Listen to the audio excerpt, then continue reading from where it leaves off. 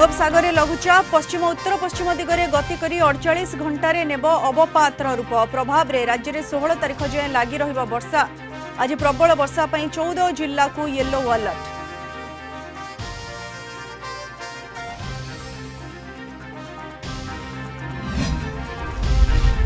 केजरीवाल को बेल ना जेल। दिल्ली मद नीति दुर्नीति मामला रे दिल्ली मुख्यमंत्री जमीन आवेदन उपरे आज आसीपारे राय।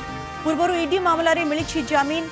मार्च 21 रे ईडी और जून 26 रे सीबीआई द्वारा गिरफ होते दिल्ली सीएम।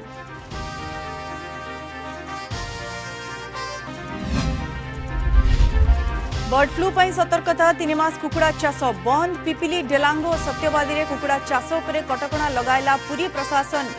141 फार्म विशोधन सह सील कला प्रशासन।